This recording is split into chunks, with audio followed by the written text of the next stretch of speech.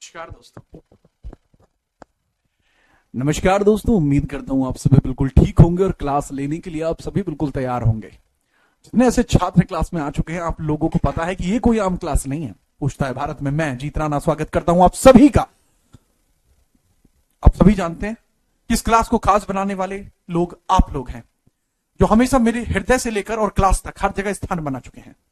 Class में कह रहे हैं पिंकी, निरंजन, वैशाली, विष्णु, सांध्या, आदित्य, कोमल, दीक्षा, सपना, वहाब, त्रिवेंद्र, पूनम और शौर्या, सरिता, सौम्या, अवंतिका, वहाब, सपना, विजेता। बहुत सारे बच्चे क्लास में आए हैं और मैं सिर्फ एक ही बात कहना चाहूंगा, बहुत खास है आप। लोइन अबे लोइन की स्पेलिंग सही कर ले करो पहले। चलो और बताओ कैसे हैं आप। अब कमेंट नहीं पढ़ी जाएंगी, वो मुझे भी पता है क्योंकि अब स्पीड बढ़ चुकी है। तो जो नाम पढ़े जाते हैं वो शुरुआत वाले जो आते हैं उनके पढ़ लिए जाते हैं अच्छी तरीके से, क्योंकि इसके बाद अब मैं देखो कोई नहीं पढ़ सकता, मैं क्या। नमस्ते भाई, नमस्ते। और बताओ सब बढ़िया चल रहा है, मौज आ रही है, कती है, सब सेट है। ओ बहुत बढ़िया। ऋतुवेंद्र कह रहे हैं कि सर सब बिल्कुल सेट है और ठीक है। ओके दैट्स परफेक्ट बारी। तो भैया मॉडर्न हिस्ट्री चल रहे हैं। अब पहली बात यह है जी कि ये एक ऐसा सिलेबस या ऐसा कोर्स होगा जिसके अंदर इनके द्वारा, ये जो यजमान है, यजमान के द्वारा आपको इतिहास के, आधुनिक इतिहास के हिस्से को कंप्लीट करा दिया जाएगा। इतिहास तो आपने बहुत देखा होगा, बहुत पढ़ा होगा, लेकिन ये इतिहास वो इतिहास है जो आपको याद भी हो जाएगा। मेरे द्वारा चीजों को आगे बढ़ाया जा रहा है, ठीक है। दूसरी बात भाई, आपको पता है ये आपका सिलेबस है और इस सिलेबस में से ये वाला जो पोर्शन है ये कंप्लीट हो चुकी है। यूनिट वन कंप्लीट हो चुकी है। आज यूनिट 2 जो रीजनल एरियाज का राइजिंग है, rise of the regional states and the European power.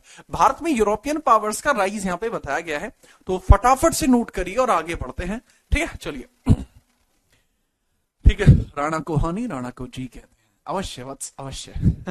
अब इसमें हेडिंग डाल लीजिए, राइज ऑफ रीजनल किंगडम्स, ठीक है। राइज ऑफ रीजनल किंगडम्स ये हमारा यूनिट है और इसमें हेडिंग आप डालेंगे राइज ऑफ रीजनल किंगडम्स। इस वाले पेज को बचाना है ना, ठीक है, ये उड़ा दूं, ठीक है। तो भाई हेडिंग है यूनिट के, भारत में क्षेत्रीय राज्यों का विस्तार। भारत में क्षेत्रीय राज्यों का विस्तार, क्षेत्रीय राज्यों का विस्तार, विस्तार। Rise of regional kingdoms, rise of regional kingdoms, ठीक है। चलिए ठीक है कौशिक बेटा ध्यान दो, rise of regional kingdoms, kingdoms जितने भी रीजनल किंगडम्स हैं आपके, उनके राइज की यहां पर बात की जा रही है कि राइज ऑफ रीजनल किंगडम्स की हम बात करते हैं, ठीक है, ठीक है, ओके। अब बात ये होती है, इसका मतलब क्या है, देखो भारत का छोटे छोटे टुकड़ों में बंट जाना, इसका मतलब क्या होता है, इसका तात्पर्य क्या है, भारत का छोटे छोटे टुकड़ों में बंट जाना, छोटे छोटे टुकड़ों में बंटना, टुकड़ों में बंटना, टुकड़ों में बंटना तथा इसके क्षेत्र का विस्तार होना तथा इसमें नए साम्राज्यों का उदय होना, नए साम्राज्यों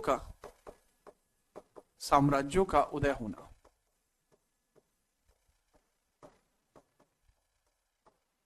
ठीक है। चलो तो इसको आप लिख लेंगे, राइज ऑफ या फिर बंटना यानी क्लासिफिकेशन या okay separation of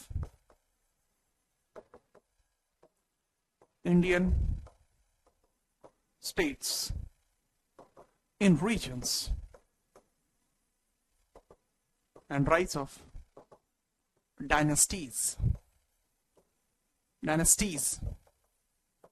rise of dynasties, ठीक है। बात यहां पर है, तो यहां पे है बच्चे, ये हमारा मेजरली टॉपिक है। तो जैसे पता क्या है, इधर बहुत सारे अलग अलग किंगडम हैं, जैसे इधर जाट हैं अपने, ठीक है, इधर अपने जाट हैं, इधर अपने राजपूत हैं, जाट हुए, राजपूत हुए, यहाँ पे सिख हैं आपके, यहाँ पे अवध है, ये बंगाल है, ये गोंडवाना लैंड के ऊपर जो देखने को मिल रहा है yellow colour, that is Marathas. ये मराठास हैं येलो वाले। हैदराबाद, हैदराबाद अलग है, मैसूर अलग है, इधर कर्नाटका किंगडम एक छोटा सा अलग है।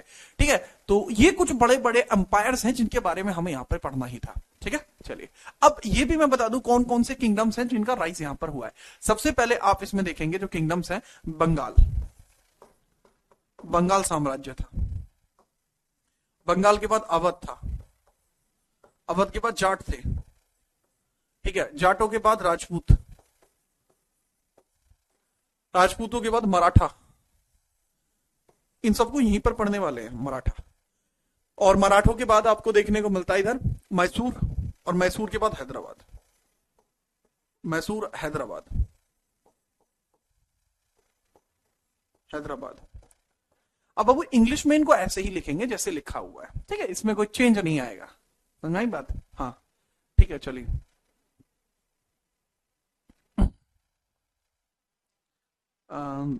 The person Shaukat, Mr. Shaukat, kindly listen to me what I'm saying this. You have to note this according to the pronunciation you are listening to me. The thing is, you should have to write Bengal. In Hindi, if I wrote it Bengal, then in English it is also Bengal. It will not make any kind of change, okay? तो भाई हिंदी और English में same ही रहेगा भाई, ये शौकत है। ये बंगाल ऐसे ही लिखा जाएगा, बंगाल, समझ में आई बात? तो इसमें कोई चेंज नहीं होगा, नाम है हिंदी इंग्लिश में सेम ही रहेगा, है ना? हाँ, थोड़ा सा ऐसे याद रखना यार। अब उसमें क्या है कि अगर मैं दोनों ही लैंग्वेजेस में सारी चीजें लिखूंगा तो वो थोड़ा मुश्किल हो जाएगा, तो आप थोड़ा सा कर सकते हो। एक बच्चा कह रहा है सिख, पंजाब लिखा नहीं मैंने, पंजाब लिखा नहीं, सिख यार पंजाब किंगडम में आते हैं, पंजाब में मुझे लगा मैंने लिख दिया होगा पंजाब। सत श्री अकाल। ठीक है, तो ये होता है। लेकिन सबसे बड़ी बात आती है कि इन किंगडम्स का राइज क्यों हुआ। ठीक है, इन किंगडम्स के उदय होने का कारण क्या था, व्हाई दीज राइज्ड। ठीक है, चलो इसका उदय क्यों हुआ, उदय का कारण क्या था, उदय का कारण क्या था, उदय का कारण, उदय का कारण क्या था, रीजन ऑफ राइज क्या था, रीजन ऑफ राइज क्या था, रीजन ऑफ राइज। इन किंगडम्स का उदय क्यों हुआ, एक बच्चा मुझे राइज का रीजन बता दे कि क्यों हुआ है। कर्नाटका, अरे मैसूर ही कर्नाटक है बच्चे, मैसूर ही कर्नाटक है। अब मुझे फटाफट से बताइए रीजन क्या था जी, क्यों आखिरकार राइज हुआ, बताओ। ठीक है, काकू अल्लुम से नमस्कार, नमस्कार। ओके नेहा, अब मुझे बताइए रीजन क्या था कि क्यों आखिरकार इन किंगडम्स का राइज हुआ, बताओ। अच्छा, इन सभी किंगडम्स का जो राइज है, ये सबका राइज 1707 के बाद हुआ है, तो ये आपके लिए हिंट मिल गई। अब आप बताइए कि क्यों राइज हुआ है। All the kingdoms that had been rise in the modern India that was after 1707। So can you please tell me the reason behind this. आप मुझे इसके पीछे का कारण बता सकते हैं। औरंगजेब की डेथ की वजह से। चैल ने आंसर दिया है सबसे पहले, and that's basically correct answer. जी हाँ, ये ऐसा जो राइज हुआ है इसके पीछे का रीजन है death of Aurangzeb, death of Aurangzeb. Aurangzeb की मृत्यु की वजह से ये रीजन इन सभी का राइज हुआ है। कब हुई है औरंगजेब की मृत्यु? 1707। तो आप यहां लिख लेंगे कि औरंगजेब की मृत्यु के बाद, औरंगजेब की मृत्यु के बाद भारत में कोई बड़ा साम्राज्य नहीं बचा, याद रखिएगा। ठीक है, चलिए। औरंगजेब की मृत्यु के बाद भारत में कोई केंद्रीय, भारत में केंद्रीय शासक नहीं बचा, केंद्रीय शासक नहीं बचा, शासक नहीं बचा, कोई भी सेंट्रलाइज्ड रूलर नहीं बचा, कोई भी सेंट्रलाइज्ड रूलर बच्चे नहीं बचा, कोई सेंट्रलाइज्ड यूजर नहीं बचा। और इसी की वजह से जो दुर्बल उत्तर मुगल काल था वो इसका बड़ा कारण बना, दुर्बल उत्तर मुगल काल। तो जो फीबल पोस्ट मुगलन error, feeble post Mughal era, post Mughal era,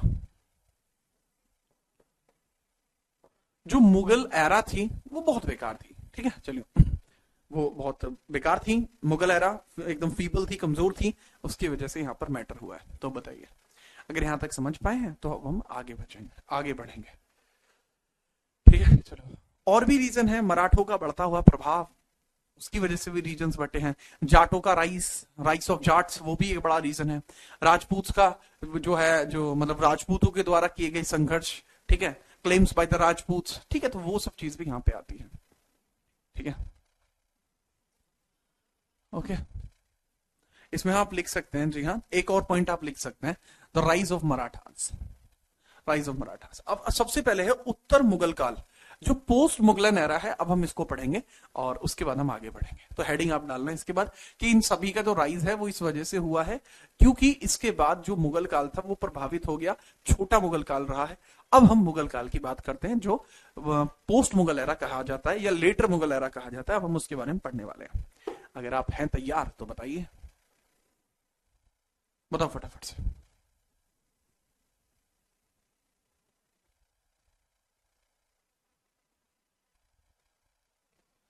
Aurangzeb की मृत्यु करा दें, आप कहो तो। हम्म। और मौज आ रही है क्या? हम्म। बताइए।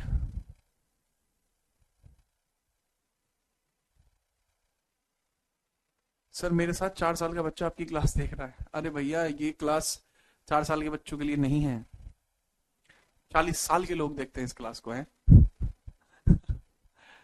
चलिए आगे बढ़िए।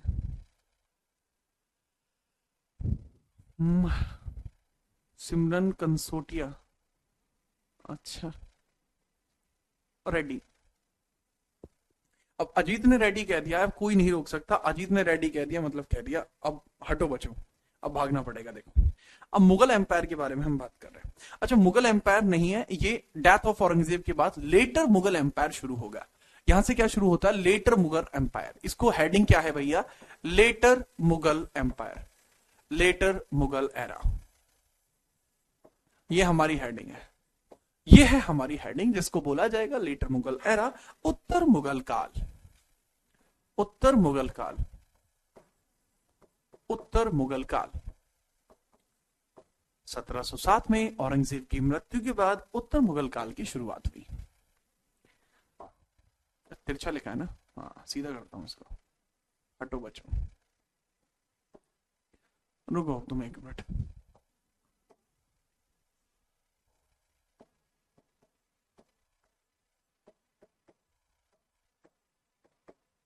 ये है हेडिंग, और इस हेडिंग का हिसाब है इससे later Mughal era, later Mughal era, later Mughal era. ठीक है, चलिए, ठीक है। अब इसकी शुरुआत कैसे होती है? उत्तर मुगल काल की शुरुआत कैसे होती है? शुरुआत, इसकी स्टार्टिंग कैसे हुई है? सर इसकी जो स्टार्टिंग होती है, वो स्टार्टिंग होती है इसकी डेथ ऑफ औरंगजेब से। डेथ ऑफ औरंगजेब की स्टार्टिंग होती है 1707 से होती है, and this was the period of death of Aurangzeb. Aurangzeb, Aurangzeb की मृत्यु के बाद, औरंगजेब की मृत्यु इसके पश्चात होती है शुरुआत इसकी, औरंगजेब की मृत्यु।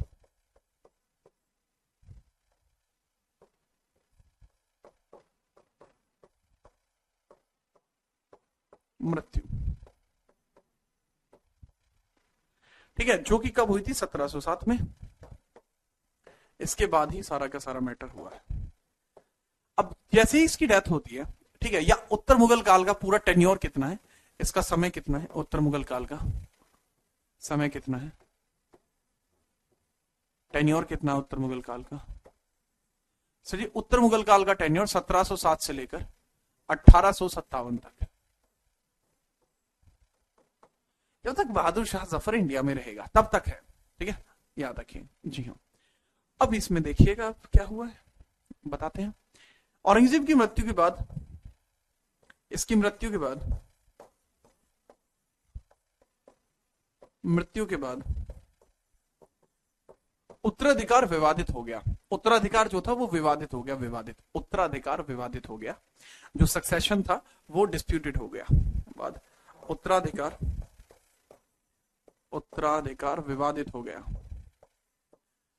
विवादित हो गया। After his death succession became, after his death succession became disputed. After death succession became disputed, succession disputed हो जाता है ना। ओके, क्योंकि इसके हैं 4 बेटे। औरंगजेब की औलादों की बात करूं कि इसके सन्स कितने, सन्स इसके थे भैया बेटे टोटल कितने थे टोटल। सबसे पहले इसका जो सबसे बेटा जो था, जो सबसे बड़ा बेटा था इसका, उसका नाम था मोहम्मद सुल्तान, दूसरे का मोहम्मद अकबर, उसके बाद आजम, पहले मुअज्जम, फिर आजम, फिर कामबख्श। ये इसके टोटल नाम है, ठीक है, मुअज्जम, आजम, कामबख्श। सबसे पहले आपको देखने को मिलेगा मोहम्मद सुल्तान, ठीक है। अनुष्का देखो, मोहम्मद सुल्तान, ठीक है। दूसरा मोहम्मद अकबर, मोहम्मद सुल्तान, मोहम्मद अकबर, फिर मुअज्जम, फिर आजम, आजम, और उसके बाद कामबख्श, बख्श, ठीक है। तो ये नाम है, फटाफट नोट करिए।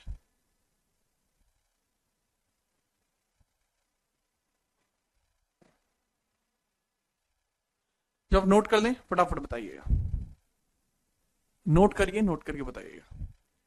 अरे भाई खान तो लगा ही लोगे ना इनके आगे, इसमें क्या ही दिक्कत है। अरे ये औरंगजेब की ओरिजिनल फोटो नहीं है, कौन कह रहा है ओरिजिनल फोटो है, ये क्या क्या बात है ये है?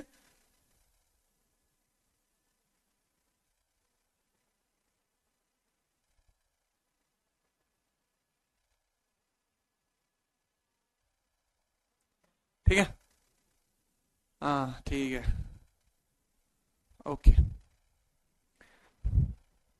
अब इसमें क्या होती है, अब ऊपर के जो 2 हैं ये, ठीक है, 2 चिरकुट, इनकी डेथ हो जाती है पहले ही। इन दोनों की डेथ, जो शुरुआती 2 हैं, इनकी डेथ औरंगजेब के सामने ही हो जाती है, तो ये मर जाते हैं, ठीक है, याद रखना। इनकी मृत्यु औरंगजेब के कार्यकाल में ही हो गई। इनकी जो मृत्यु है, इनकी मृत्यु औरंगजेब के कार्यकाल में हुई, मृत्यु औरंगजेब के कार्यकाल में, औरंगजेब के समय। both died in the tenure of during the tenure of both died during the tenure of Aurangzeb, ठीक है। चलिए, ठीक है, ओके। बाकी के जो 3 हैं, इनका आपस में विवाद था। ये तीनों ही बादशाह बनना चाहते थे, तीनों सुल्तान बनना चाहते थे, लेकिन सुल्तान बनने के लिए इरादे और गर्दन दोनों मजबूत होनी चाहिए, और वो इनके पास नहीं थी, ठीक है, याद रखिए। तो तीनों जो है ना, तीनों सुल्तान बनना चाहते थे,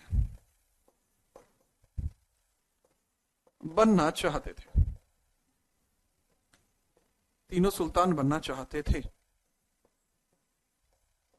all three wanted to become Sultan, king, ठीक है। चलिए, एक बच्चा कह रहा है कि सर अकबर को तो औरंगजेब ने ही टपका दिया था। अबे टपकाने के लिए क्या ये गिलास भरा पानी है, ये टपका दिया, ये क्या बात हुई, ये कैसे बच्चे हो यार तुम, हैं? फटाफट नोट करो।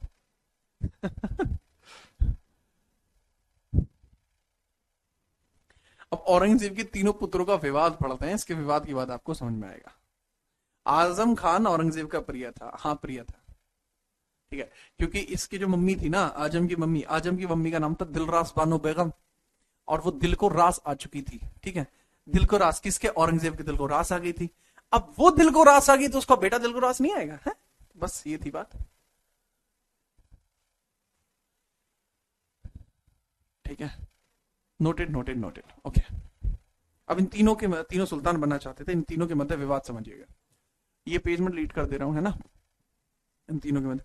अच्छा, ये एक पोस्टर है जो मैंने डाल दिया है, ये मुगल फैमिली है, ठीक है, ये मुगल फैमिली है बेसिकली, तो जिसमें बाबर, हुमायूं, अकबर, जहांगीर ठीक है, खुसरो, शाहजहां, और उसके बाद दवार बख्श हो गया, इधर औरंगजेब, शाह शुजा, मुराद, आजम, रफीउद्दौला, सजाउद्दौला, ये सब है। ठीक है, चलिए।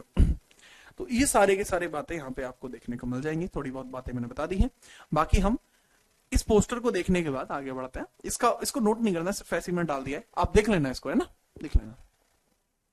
अब हम इन तीनों की बात करते हैं। एक सेकंड भाई मेरे। अब इन तीनों, ये जो तीनों सुल्तान बनना चाहते हैं, इसके आगे क्या कहानी हुई है वो समझते हैं। ठीक है, चलिए। अब तीनों पुत्रों के मध्य विवाद है और तीनों ही चाहते हैं कि ये अपने शासन को संभालें, मैटर को आगे बढ़ाएं। तो अब एक युद्ध आपको देखने को मिलेगा, बैटल ऑफ जजाओ। ठीक है, तीनों पुत्रों के मध्य विवाद है, तीनों पुत्रों के मध्य विवाद है, तीनों पुत्रों के मध्य विवाद है, मध्य विवाद है, तीनों पुत्रों के मध्य विवाद है। किस किसके? मुअज्जम, आजम और काम बख्श। मुअज्जम, आजम और काम बख्श, और काम बख्श। इन तीनों ही पुत्रों के मध्य क्या है बच्चे? विवाद है कि भाई कौन आगे बढ़ेगा। ठीक है, चलिए। 1707 में होता बैटल ऑफ जजाओ, 1707 में होता है बैटल ऑफ जजाओ। जजाओ, जजाओ का युद्ध, जजाओ का युद्ध, जजाओ का युद्ध। जजाओ का युद्ध होता है भाई तीनों के बीच में, तीनों के बीच में होता है जजाओ का युद्ध। ठीक है, सीधी बात है। हाँ जी। अब जजाओ के युद्ध में एक तरफ कौन होगा? आजम, और एक तरफ होगा मुअज्जम। एक तरफ होगा मुअज्जम, कौन जीतेगा बताओ? किस पे दाव लगा रहे हो? लगवाऊं दाव? ड्रीम 11 समझ रहे हो? बहुत मारूंगा। मुअज्जम या आजम, बताओ कौन जीतेगा? मैं फिर इनकी लड़ाई कराता हूं, फिर बताता हूं। ठीक है, आजम। अगर मुझे पता लगी ना कि आप सब में से किसी ने भी, इसमें से किसी पे भी ड्रीम 11 में टीम बनाई है, तो बता दूंगा अभी। बताओ तो कौन जीतेगा? एक लड़के का एकदम अलग ही लेवल का सवाल है, आप सुन के रूह कांप जाएगी आपकी। लड़के का नाम है राहुल भाई। राहुल भाई कह रहे हैं कि सर क्या ये मुस्लिम थे? अद्भुत। बेटा ऐसा मारूंगा ना, औरंगजेब का चल रहा है यार ये चैप्टर, ये तो समझो। ठीक है, मुस्लिम थे भाई। ठीक है, और ये इस्लामिक थे, मुस्लिम कल्चर को फॉलो कर रहा है। Muazzam won the battle, Muazzam यहां पे बैटल जीत जाता है जी। मुअज्जम के द्वारा इस युद्ध को जीत लिया गया, वॉन द बैटल, वॉन। और युद्ध जीतने के बाद खुद को राजा घोषित कर देता है। ये युद्ध जीतता है, खुद को राजा घोषित कर देता है, और अब ये राजा बनता है 1707 में बहादुर शाह के नाम से। और इसके बाद यह राजा बना। 1707 में इसने खुद को राजा घोषित किया। 1707 में स्वयं को अगला राजा घोषित किया, अगला राजा घोषित किया, स्वयं को अगला राजा घोषित किया। और अपना नाम क्या रखता है जब अपने आप को अगला राजा घोषित करता है? तो क्या अपने आप को अगला राजा घोषित करता है, और इसका नाम क्या है फिर 1707 में? Bahadur Shah first. Bahadur Shah first, Bahadur Shah first, Bahadur Shah first. तो अब ये बन चुका है राजा, डिक्लेयर्ड हिम किंग। ठीक है, चलिए। Declared him king.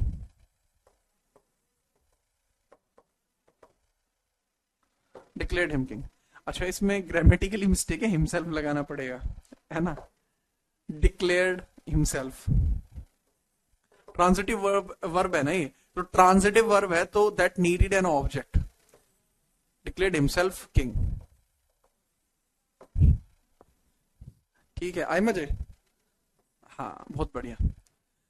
ठीक है, चलिए। आजम की पार्किंग लगा दी गई, आजम की हत्या कर दी गई, ही वॉज किल्ड। इसकी पार्किंग लगा दी, किल्ड। ही इज नो मोर, ठीक है, RIP। अब यहां पर बहादुर शाह बनता है रूलर, तो बहादुर शाह बनता है रूलर, याद रखना। अब जब ये गद्दी पर बैठा था तो इसकी काफी अधिक उम्र थी, गद्दी पर बैठा था, काफी अधिक उम्र इसकी थी, तो वो भी याद रखना। गद्दी पर बैठा, इसकी काफी अधिक उम्र थी, 63 और 65 के मध्य इसकी उम्र रही होगी, 63 से 65 के मध्य इसकी उम्र रही होगी। His age was 63 to 65।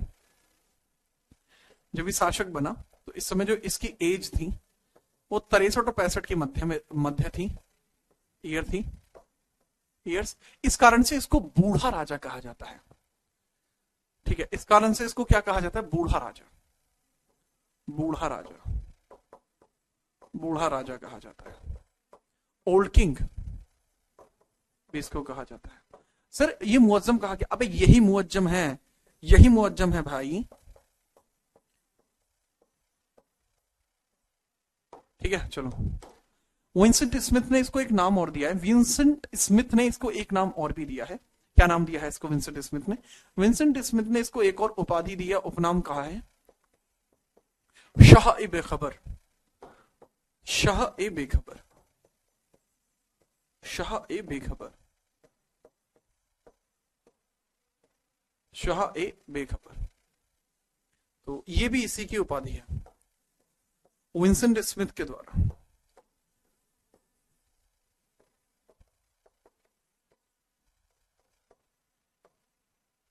ठीक है, शाह ए बेखबर। क्लियर सी बात है जी हाँ, नोट करो फटाफट। शाह ए बेखबर भी कहा गया। इसका कार्यकाल कितना है वो भी बताना है, ठीक है, फटाफट नोट करिए।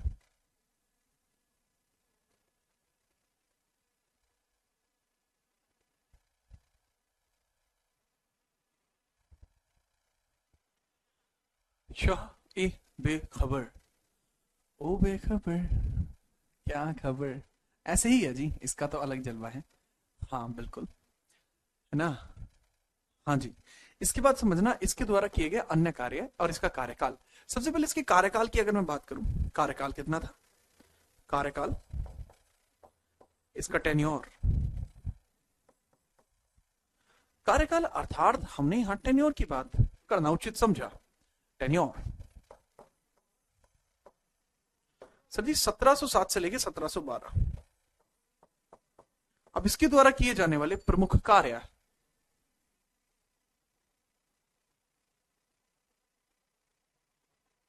ठीक है, चलिए अब इसके द्वारा किए गए प्रमुख कार्य,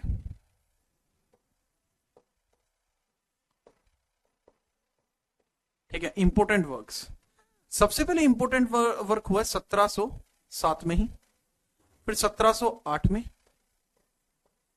फिर 1709 में भी तो कुछ हुआ था, 1709 में ये वहां पहुंचा, वापस आ गया, 1709 में भी हुआ है, 1709 में भी हुआ है, याद आ गया, हत्या करेगा 1709 में,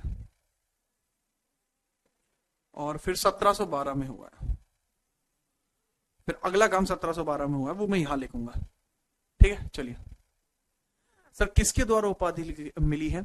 भाई विंसेंट स्मिथ ने दी है, ठीक है। काम बख्श का क्या हुआ? भाई काम बख्श अभी जिंदा है, अभी उसकी पार्किंग लगाते हैं काम बख्श की भी अपन, रुक जाओ, पहले आपने ये समझा। अच्छा मैं क्या जूम करके यहां पे लिख दूं, है क्या मैं यहां लिख दूं इसे?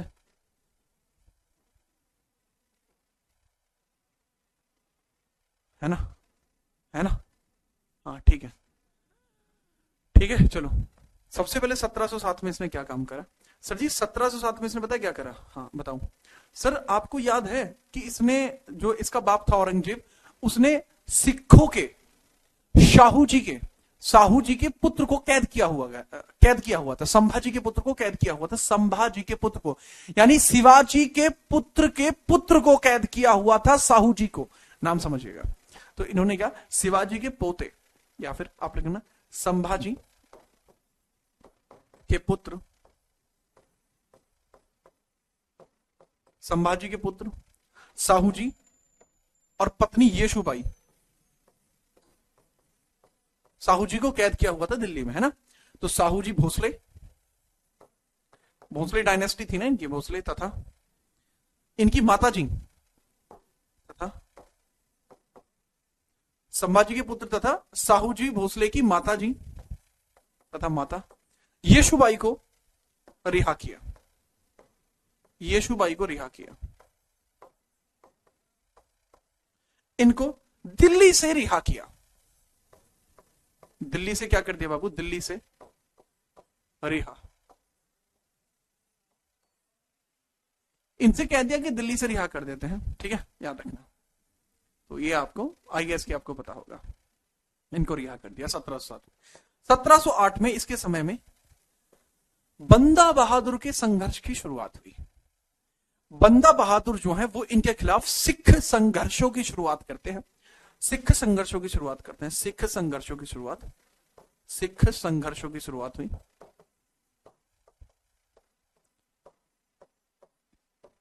ये शुरुआत starting of Sikh conflicts. Sikh conflict इसके समय में हुई है। सिख कॉन्फ्लिक्ट्स की स्टार्टिंग, कॉन्फ्लिक्ट स्टार्टेड। अब सिख संघर्ष कर कौन रहा है? सिख संघर्ष कर कौन रहा है? दैट इज बंदा बहादुर। ये बंदा बहादुर के द्वारा सिख संघर्ष चल रहे हैं। भाई बंदा बहादुर, भाई बंदा बहादुर, बंदा बहादुर। बंदा बहादुर जी जो है, बंदा बहादुर, बंदा बहादुर, ठीक बात जी हाँ। 1709 में इसने क्या काम करा? अपने भाई कामबख्श को जहर देके मार दिया। अपने भाई कामबख्श की जहर देकर हत्या कर दी। अपने भाई कामबख्श की, अपने भाई कामबख्श की, कामबख्श की जहर देकर हत्या कर दी। कामबख्श की जहर देकर हत्या, जहर देकर हत्या की, हत्या कर दी, हत्या। Died of poison, died of poison, poison इसका भाई, ठीक है। चलिए, तो इसकी भी हत्या करा दी जी हाँ। इसके बाद, इसके भाई की मृत्यु के बाद क्या होता है? आंतरिक विद्रोह की शुरुआत हुई। आंतरिक विद्रोह हुआ, इंटरनल डिस्टर्बेंस फैल गया। आंतरिक विद्रोह शुरू हुआ, विद्रोह हुआ, विद्रोह हुआ तथा सिख विद्रोह अपने चरम पे पहुंच गया। सिख विद्रोह भी पड़ गया है ना, और इसी में आंतरिक विद्रोह हुआ, इंटरनल डिस्टर्बेंस, इंटरनल डिस्टर्बेंस हुआ। और ये जो इंटरनल डिस्टर्बेंस हुआ, इसका सिखों ने फायदा उठाया। सिखों ने कहा कि बहुत बढ़िया यार, इंटरनल डिस्टर्बेंस हो गया, वो बिजी हैं, और इसी के चलते 1712 में, 1712 में सिख विद्रोह में सिखों द्वारा, सिखों द्वारा बहादुर शाह की हत्या, बहादुर शाह की हत्या कहां पर हुई है? बहादुर शाह की हत्या, बहादुर शाह की हत्या कर दी गई। बहादुर शाह की हत्या लाहौर में हुई थी, लाहौर में हुई थी। लेकिन इसकी बीवी ने बहुत विनती की कि प्लीज इनको इनके हुमायूं टॉम में दफना लेने दीजिए, प्लीज इनको हुमायूं टॉम में दफना लेने दीजिए। क्यों? क्योंकि वहां मुगलों के बाकी राजा थे। तो इसकी वाइफ ने सोचा कि जीते जी तो शायद ये अमन चैन की जिंदगी जी नहीं पाया, मरते मरता ही जी ले। तो ये बात सोची गई, जिसके चलते कई हफ्तों के बाद इसको दिल्ली में दफनाया गया। कई हफ्तों के बाद, कई हफ्तों के बाद, कई हफ्ते बाद कहां दफनाया गया इसको भाई? अरे कहां चल दिए? अरे रुक जाओ रुक जाओ। कई हफ्ते बाद कहां पहुंचे? दिल्ली पहुंचे, और दिल्ली में इसको दफनाया। और दिल्ली में भी कहां दफनाया? हुमायूं टॉम में, हुमायूं टॉम, हुमायूं टॉम में, ठीक है। नोट करिए, फिर आगे बढ़ते हैं।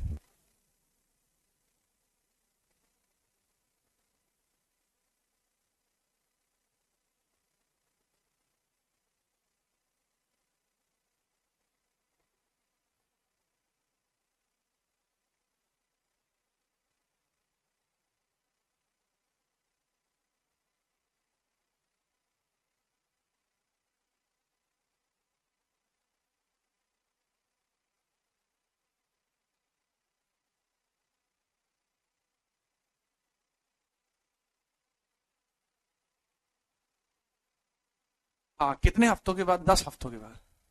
10 हफ्ते लग गए थे इसको, लगभग 40 दिन लग गए थे। 7 चौक 10, 70, 50 से 70 दिन के मध्य। ठीक है, नोट करिए।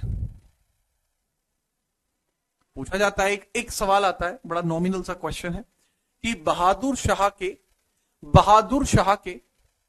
वजीर का नाम क्या था? तो बच्चे, बहादुर शाह के वजीर का नाम जुल्फिकार था। जुल्फिकार इसके वजीर का नाम था। इसके वजीर का क्या नाम था भाई? जुल्फिकार। तो मैं बता दूं, बहादुर शाह का जो वजीर था उसका नाम क्या था? नॉर्मल कर लो ना, नोट हो गया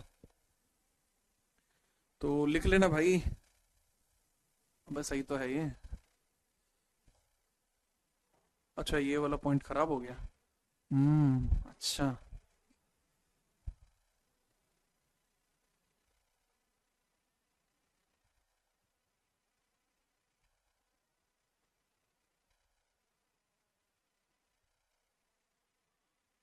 ठीक है, बच गया, बच गया, है ना? बच गया ना? हाँ। तो मैंने बताया इसके वजीर का क्या नाम था? जुल्फिकार। इसके वजीर का नाम था जुल्फिकार।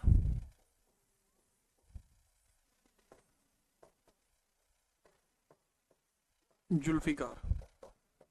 अब इसकी भी डेथ हो चुकी है, जैसा कि आपको पता लग गया। ठीक है, वजीर क्या होता है? Minister, chief minister. ठीक है, याद रखना। ये कौन है? लक्की भारद्वाज। अच्छा, भदौरिया। कह रहा है कि सर तब तक तो बहादुर शाह सूख गया होगा। हाँ, ताजा करना था क्या तुझे? है भाई? हाँ। सर, जुल्फिकार तो जहादार शाह का वजीर था। नहीं बेटा, वो इसी का वजीर था। और क्योंकि इसकी डेथ हो गई थी तो अब वो रूलिंग में आएगा। ठीक है, जहादार शाह। अब बहादुर शाह के बच्चे थे। अब बहादुर शाह के बच्चों के बारे में देखिए, इसके बच्चे थे 4। इसके बाद बहादुर शाह की मृत्यु के बाद दोबारा से जो सक्सेशन था उसके लिए फिर युद्ध शुरू हो गए। ठीक है, चलिए। ठीक है, आगे बढ़िए। Okay, moving further. ये ले भाई, ये ले। हम्म हम्म। ये लीजिए, अब लिखना करिए शुरू। वत्स, शुरू कीजिए। इसके बाद क्या हुआ? 1712 में पुनः 1712 में पुनः पुनः यानी दोबारा से। पुनः यानी दोबारा से। 1712 में दोबारा से रमन फिर आ गया है। 1712 में पुनः एक दूसरी चीज की प्रारंभ होता है, एक बड़ी चीज का प्रारंभ होता है जिसके बारे में आप समझेंगे। उत्तराधिकार के लिए, उत्तराधिकार के लिए लड़ाइयां हुई। उत्तराधिकार के लिए संघर्ष हुए। संघर्ष हुए। इन 1712 again, in 1712 again, battle of succession was started. Succession was started. Battle of succession was started. ठीक है, चलिए। अब बैटल ऑफ सक्सेशन में आप देखें ना, बहादुर शाह के पुत्र कौन थे? बहादुर शाह के पुत्र कौन थे? ठीक है, बहादुर शाह के पुत्र, सन्स। ये बहादुर शाह फर्स्ट है, पहली बात तो। अच्छा, एक बात जो कि मैं आपको यहां बताना चाहूंगा, जो मैप मैंने अभी आपको दिया था वो बहुत ज्यादा काम यहां पे करेगा। वैसे इसके बारे में आप याद रख सकते हैं, जहान शाह इसका बेटा था, जहानार शाह, जहान शाह, कई सारे लोग हैं, अजीमुल शान, रफीउज शान। ठीक है, ये लोग इसके पुत्र हैं 4।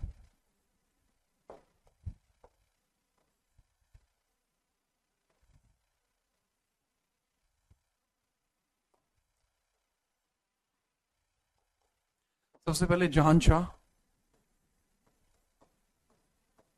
जहान शाह, फिर जहांदार शाह, जहानदार शाह, फिर उसके बाद है अजीम शान, उसके बाद है अजीम शान, और फिर है रफीउज शान। अजीम शान, रफीउज शान, अजीम शान, अजीम शान, अजीम शान, शान, फिर रफीउज शान। रफ्यूशन, ठीक है। चाहे तो इंग्लिश में भी लिख सकते हैं, जहान शाह, जहानदार शाह, दार शाह, अजीम शान, और ये रफी शान।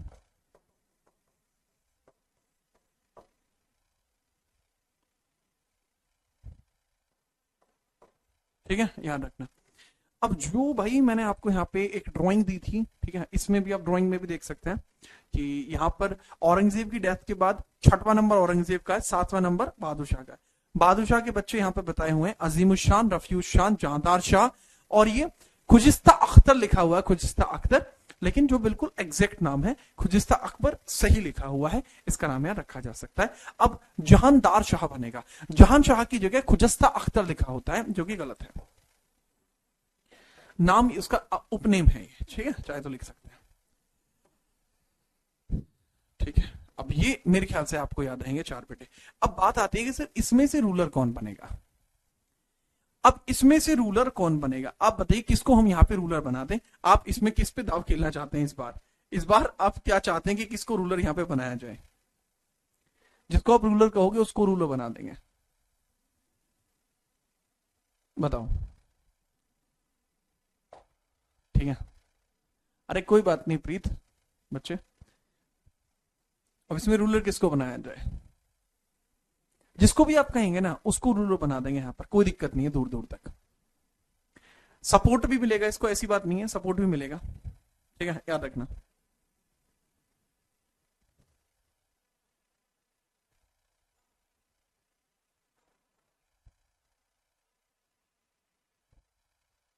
बताइए। जहांदार सर चारों को ही बना दो, अरे मान जाओ मान जाओ, ठीक है, जहांदार शाह को बना दो। चलिए, अब चैल ने कह दिया तो कह दिया, इसमें इसका याद रखना, जहांदार शाह को यहाँ पे रूलर बना दिया जाएगा, जहांदार शाह को। तो यहाँ पे Jahandar Shah became king, Jahandar Shah became king, Jahandar Shah इसका रूलर बना, सक्सेसर बना।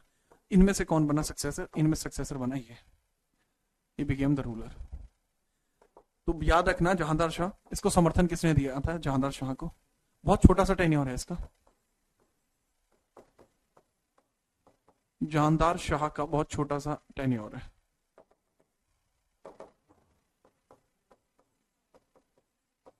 जहांदार शाह का बड़ा छोटा सा टेन्योर है, 1712 से लेके 1713 पूछा जाएगा। इसको समर्थन किसने दिया था? ही वॉज सपोर्टेड बाई, इसको समर्थन किसने दिया है? समर्थन, सर जी इसको जो समर्थन दिया ना बेसिकली, ठीक है, इसको जो सपोर्ट किया है वो सपोर्ट किसके द्वारा किया गया है? सर जी इसको सपोर्ट किया गया है जुल्फिकार के द्वारा, वजीर जुल्फिकार के द्वारा, वजीर जुल्फिकार के द्वारा।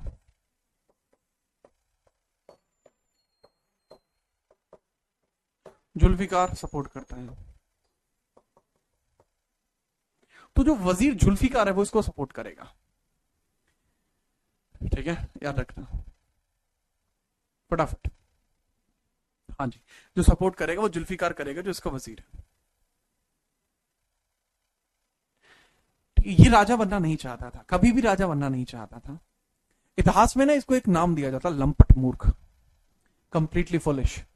इतिहासकार इसको एक नाम देते हैं, लंपट मूर्ख, ठीक है। इतिहासकारों ने इसे लंपट मूर्ख कहा, इतिहासकारों ने इसे लंपट मूर्ख कहा, लंपट मूर्ख कहा, completely a foolish person, complete fool, इतिहासकारों के द्वारा इसको कहा गया है। बात आई समझ में? जी हाँ। चलिए, अब आज के लिए इतना ही। इसके द्वारा किए गए महत्वपूर्ण कार्य क्या थे, क्यों इसको कहा गया, क्यों ऐसा कहा गया कि ये लंपट मूर्ख था, इसके इंपोर्टेंट वर्क्स को हम कल देखेंगे। ज्यादा नहीं है इंपोर्टेंट वर्क्स, थोड़े से ही इंपोर्टेंट वर्क्स, उसको हम कल देखेंगे। इंपोर्टेंट वर्क्स हम कल देखेंगे। महत्वपूर्ण कार्य कल देखेंगे, इसके आगे कल। जी हाँ, ठीक है, चलिए। सुष्मिता कौन है भाई, ऐसा है? अच्छा, वाह जी वाह, अरोरा साहब आपकी तो बात ही अलग है। हम्म। अच्छा गुरप्रीत। लंपट का मतलब होता है, लंपट यानी मतलब कंप्लीटली कह सकते हैं आप, ठीक है। चलो, तो भाई उम्मीद करता हूँ आप सभी को बहुत बढ़िया तरीके से समझ में आया होगा और सही प्रकार से आप समझ पा रहे होंगे, ठीक है। चलिए, और जितने ऐसे बच्चे हैं जो अभी इंस्टाग्राम पर मुझसे नहीं जुड़े हैं, तो भाई जुड़ जाइए। आप लोगों के लिए कुछ अच्छा करने के लिए जा रहे हैं, वहां पर कुछ स्टार्ट करते हैं। आप बताइएगा क्या स्टार्ट करेंगे, जो आप कहोगे वही स्टार्ट करेंगे, एक बार बताइएगा आप, है ना। उसके बाद हम स्टार्ट करेंगे जो आप कहेंगे वो। तो कुछ न्यू ईयर वगैरह जो भी है उस पर देखते हैं क्या कुछ कर सकते हैं आपके लिए, ठीक है। चलिए। कल मिले हम आपसे। ऐसा कौन है जो फॉलो नहीं कर रहा है? भैया फॉलो कर लो बढ़िया तरीके से, वहां पर मजा आएगा आपको भी। अरे वो ये एक्सपर्ट बेटा, ये वो नहीं है जो आप सोच रहे हो, वो अगला राजा है, ठीक है। चलो अब कल मिलते हैं, तब तक के लिए जय हिंद, वंदे मातरम, ठीक है, बाय बाय।